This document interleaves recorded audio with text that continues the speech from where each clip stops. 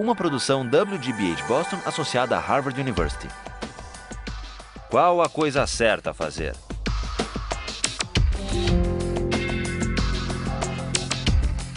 Justice, com Michael Sandel. When we ended last time, we were talking about whether Casey Martin has a right to ride in a golf cart in the PGA tournaments. And it's worth remembering how we got into this debate and what's at stake for an understanding of political philosophy. Remember, we were looking at Aristotle's theory of justice, and one way of describing his approach to justice, we've called it teleological. Teleological because he says to allocate rights, we first have to figure out the purpose or the end of the social practice in question. Another way of describing Aristotle's account of justice is that justice is for him a matter of fit. It's a matter of fitting persons with their virtues and excellences to the appropriate roles. Now, I want to finish our discussion about Casey Martin and his claim for a golf cart, and then go back to one more consequential application in Aristotle, namely the question of slavery. What do you think about Casey Martin's request? Should there be an accommodation or not, given the nature of the game and of the tournament and its purposes? Isn't it discrimination if he's not provided the golf cart as an accommodation, say some? Others reply, no, if he got a cart, it would be unfair to the other golfers because they exert themselves, become winded, fatigued, walking the course. That's where we left it. What about the fairness argument? Okay, Jenny. My question was, why doesn't the PGA just make the option of a cart available to all golfers? From our readings, I learned that there are many golf tournaments other than the PGA where using a cart is not prohibited, and for something like the seniors tournament, it's even allowed and encouraged. So why doesn't the PGA just do that? Let everybody use a cart. Or give everyone the option of using a cart and let them pick. So the traditionalists can say, well, I still choose to walk the course, but I do that knowing that I will be more tired at the end than the people who took the cart. Good. All right, so what about Jenny's solution? For the sake of fairness, don't give Casey Martin an advantage, if indeed there is an advantage to riding in a cart. Let everyone who wants to use a cart. Is everyone happy with that solution? Does it put to rest this whole dilemma? Who has an answer for Jenny? Yes. As was brought up last time, if you do that, you kind of ruin some of the spirit of golf, as a lot of people like to see it, if you let everybody take a cart. Even though it gives everybody the same playing field now, it sort of makes golf less of an athletic game, like you pointed out last class. It's just like if someone decides to go into another sport and they want an advantage, like if you have swimming, and then you say, okay, he wants flippers, so why don't we just allow everyone to have flippers during swimming? And what would that do to the Olympic swimming competition if people were free to use? Jenny, and here we better let Jenny reply to this. Da says, it would sort of spoil the spirit of the athletic competition, as if in Olympic swimming you let anyone who wanted to swim with flippers. All right, Jenny, what do you say to Da? It would spoil the spirit of it. You're also ruining the spirit of golf by not letting people who are really passionate about the game and very good at it compete simply because of an aspect of golf which is not... The main point of golf is you use this club to make strokes and hit it into a hole. I'm sorry, I'm not a golfer, but that's basically the gist of the game from what I see it. And I was reading the PGA versus Casey Martin decision. That was one of the sentences that they said is because walking the course is not an inherent part of golf, only swinging the club is. Good. So Jenny replies to Da, well, it isn't really essential anyhow to walk the course, so we're back to the purpose.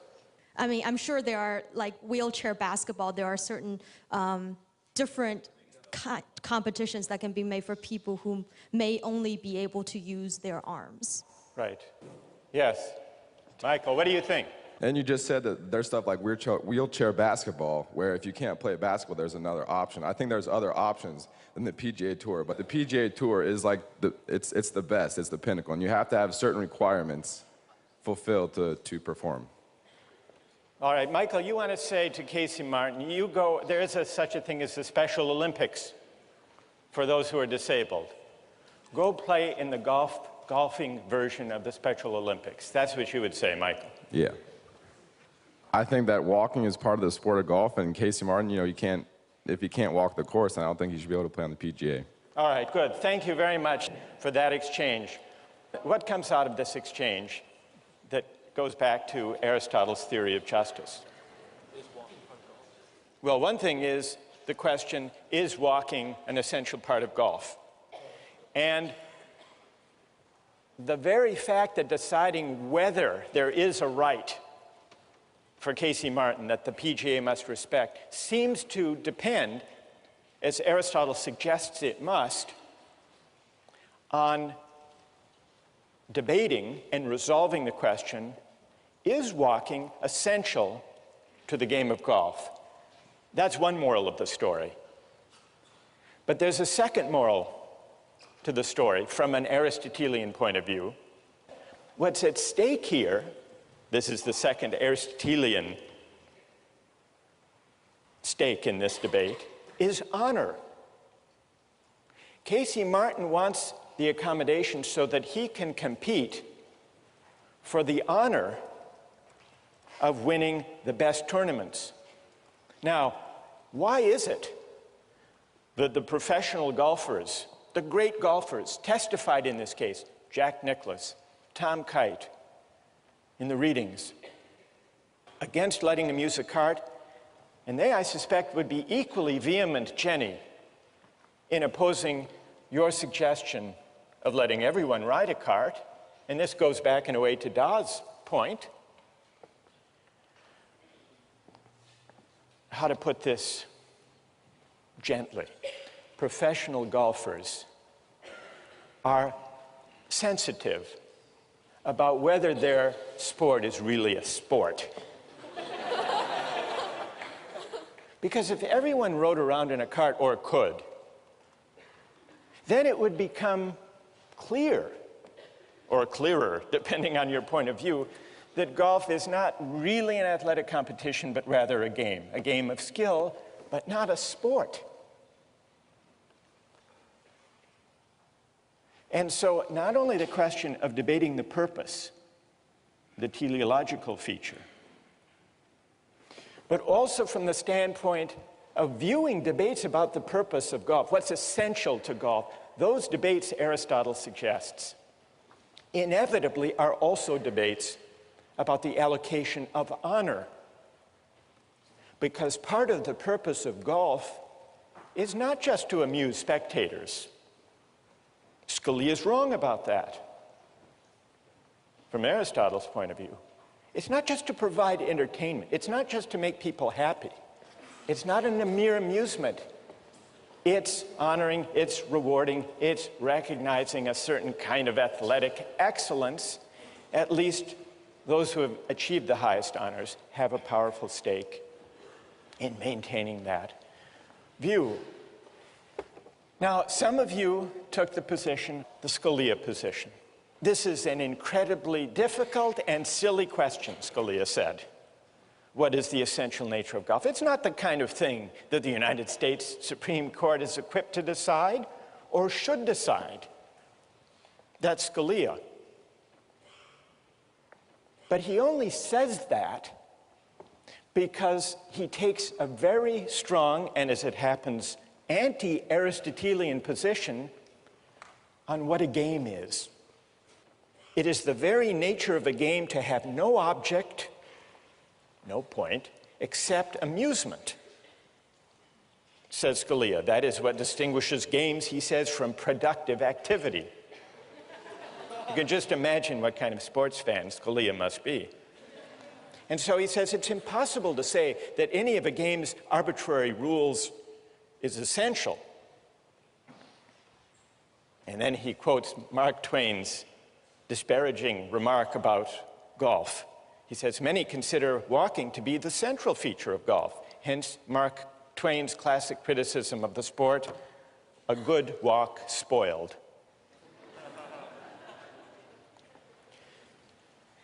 But Scalia misses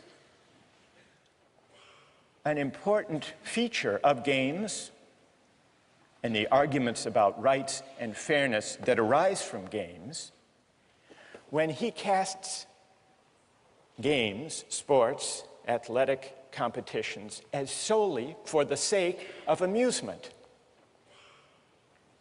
as solely a utilitarian activity. But an Aristotelian view of sports says, no, it's not just about amusement. Real sports, real athletic events are also about appreciation, not just amusement.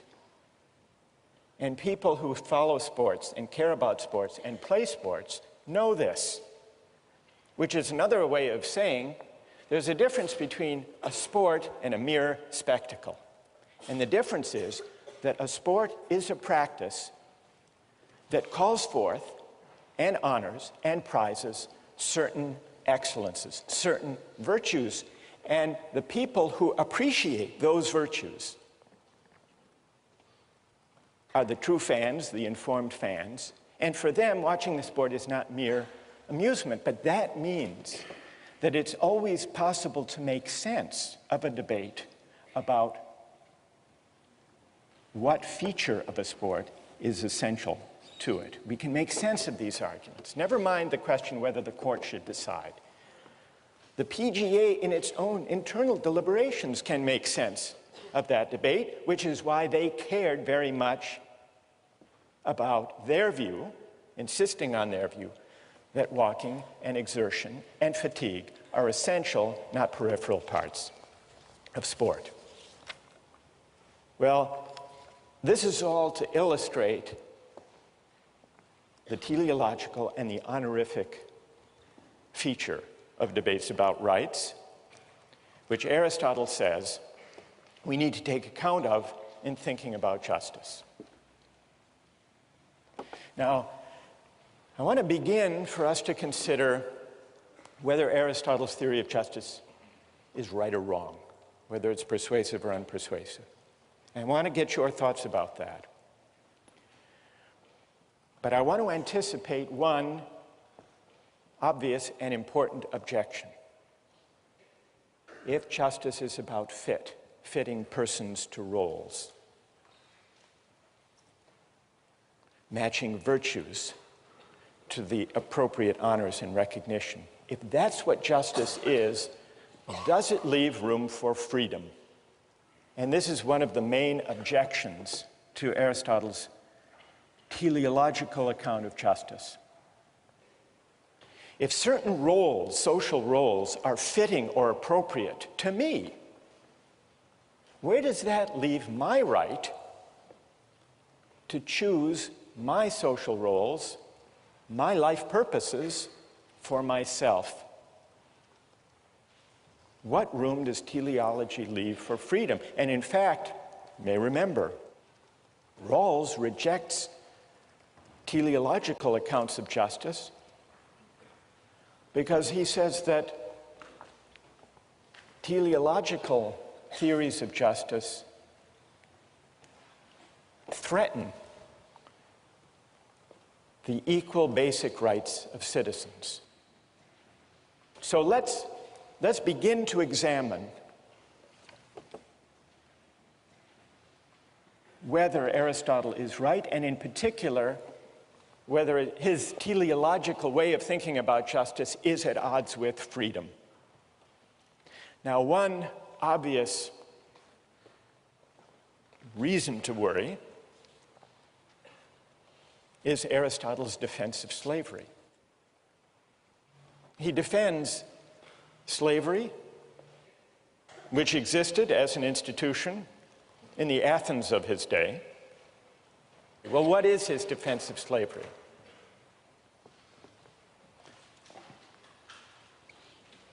Two conditions have to be met for slavery to be just. First, it has to be necessary. And Aristotle says, at least in our society, slavery is necessary. Why is it necessary? If there are to be citizens who are freed from manual and menial and household chores to go to the assembly, to deliberate about politics, there have to be some who look after those menial tasks, the mere necessities of life. He says, unless you could invent in some science fiction a technological fix,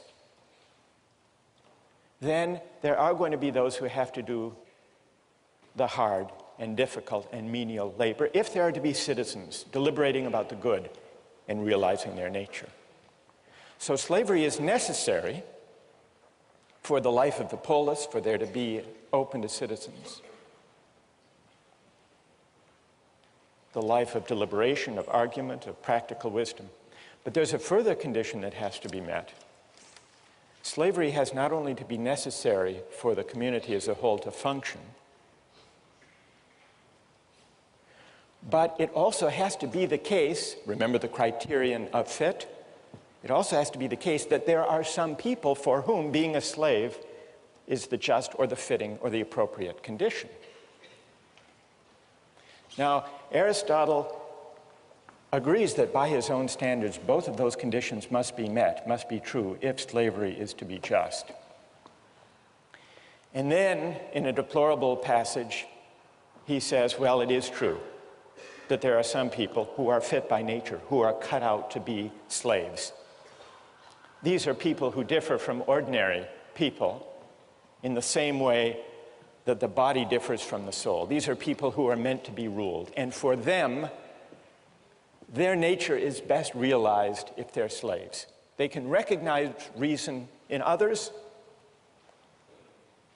but they can't partake of it. They can't exercise it. And somehow we can know this. Now, Aristotle must have known that there was something dodgy, something strained about this claim, because he quickly acknowledges that those who disagree may have a point. And what those who disagree point out is that there are a lot of people in Athens who are slaves, not because they were born to be slaves or fit to be slaves, but because they were captured, they were losers in a war. And so Aristotle admits that as practiced in ancient Athens, slavery didn't necessarily line up with who actually is fit or born to be a slave, because some actual slaves just were slaves by bad luck, by being captured in a war. And on Aristotle's own account, even if it's necessary to have slavery for the sake of citizenship, it's unjust if people who aren't properly slaves are cast in that role. There is a misfit. Aristotle recognizes that slavery for those who aren't fit for the task is a kind of coercion. The reason slavery is wrong is not because it's coerced. Coercion is an indicator that it's wrong because it's not natural. If you have to coerce someone into a role, that's a pretty good indication that they don't belong there, that that role isn't fitting for them. And Aristotle recognized this. So all of this is to say, the example of slavery, Aristotle's defense of it, doesn't show that there's anything wrong in principle with teleological argument or with the idea of justice as fit between persons and roles, because it's perfectly possible within Aristotle's own terms to explain what's wrong with this application, this practical application that he made of his theory. I want to turn to the larger challenge to Aristotle in the name of freedom, but before I do that, I want to see what people think of Aristotle's account of justice as fit, his teleological way of reasoning about justice and the honorific dimension of rights and of distributive justice that emerged in our discussion of flutes and politics and golf. Questions of clarification about Aristotle or objections to his overall account? Yes?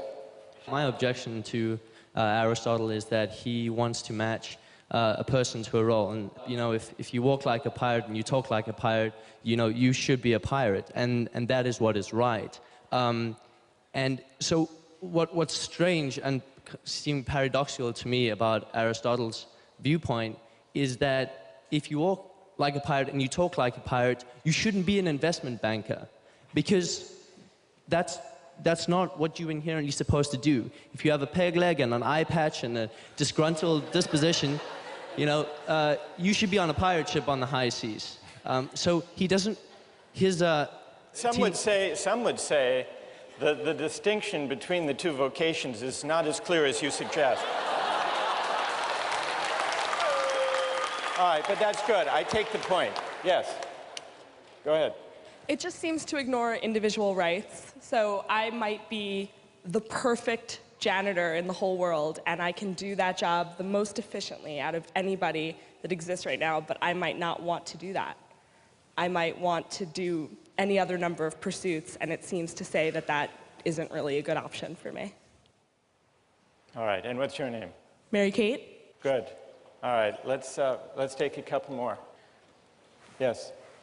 I think that the golf cart exchange sort of brought up what I see as my main objection to this theological mode of reasoning. I mean, Michael, I think that was your name, right? Believes that walking is an inherent part of golf. Myself, I believe that walking is not an inherent part of golf. And I feel that no matter how long we debate this particular point of contention, we're never going to reach an accord. The theological framework of reasoning, I believe, doesn't really allow us to come to any sort of agreement. All right, and what's your name? Patrick. Patrick. All right, let me try to address this set of objections to Aristotle. Let me start with Patrick's. It's an important objection.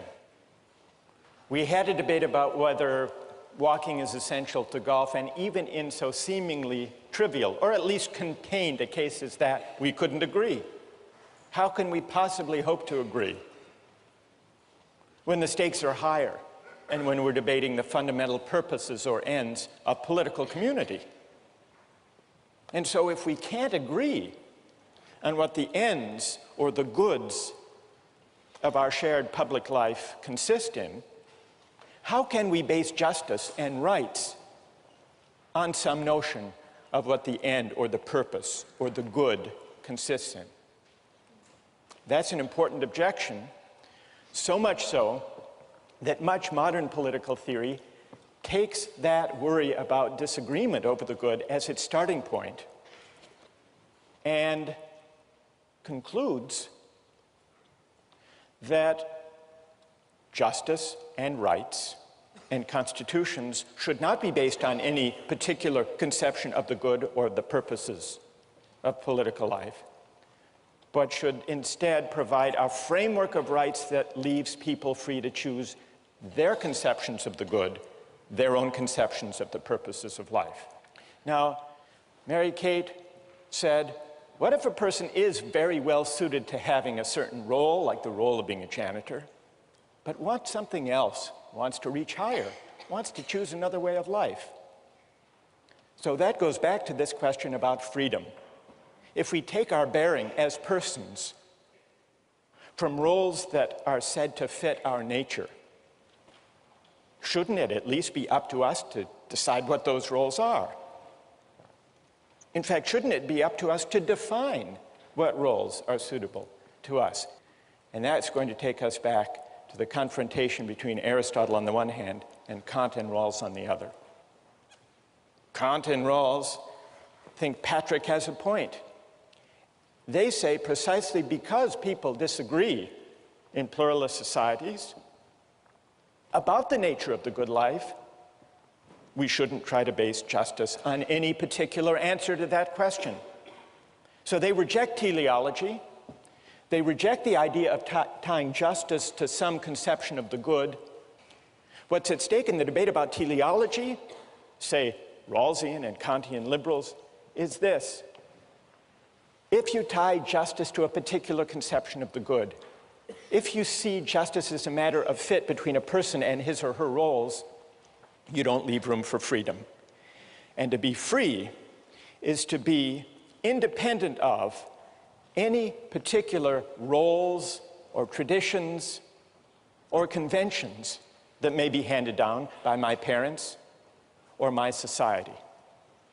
So in order to decide, as between these two broad traditions, whether Aristotle is right or whether Kant and Rawls are right, we need to investigate whether the right is prior to the good, question one, and we need to investigate what it means to be a free person, a free moral agent. Does freedom require that I stand toward my roles, my ends, and my purposes as an agent of choice, or as someone trying to discover what my nature really is? Two big questions, and we'll take them up next time.